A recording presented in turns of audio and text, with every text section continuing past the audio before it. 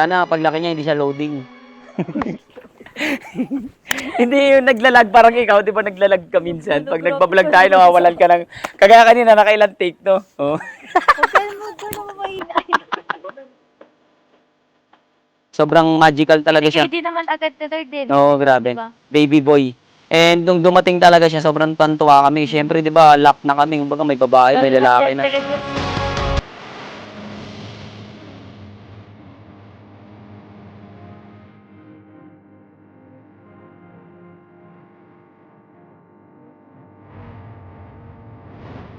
Aiden, sana paglaki mo, matupad mo yung pangarap mo at maging mabuti kang anak sa iyong mga magulang. Magbana ka sa mami mo. Pero huwag mo nang manahin sa mami mo yung sayaw.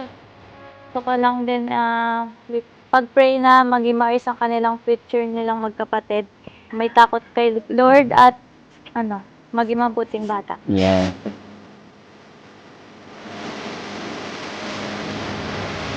Wish ko kang tulad sa papo mo. Yan, lumaki kang mabuti at syempre, ayun, kailangan happy birthday.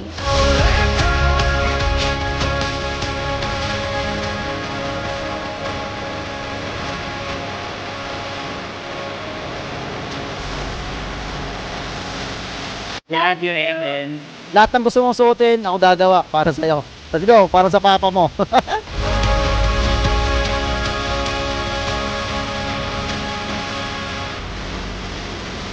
Father God, we come before you right now in the mighty name of our Lord Jesus Christ. As we are in this place, Lord, we invite your presence. Have your way, Panginoon, sa aming pong kalagitnaan. We thank you, Lord, for this moment na ihahandog po namin ang batang si Hayden. Lord, we know na ikaw po ang nagplano ng pagkakataon po na ito.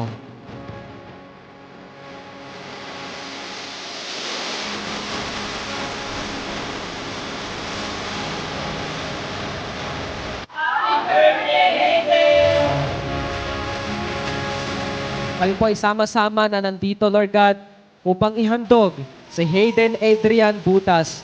We declare, Lord, ang batang ito, lalaki po siya, Panginoon, na may takot sa inyo. We declare, Lord, na si Hayden Adrian ay sa iyo lamang, Panginoon.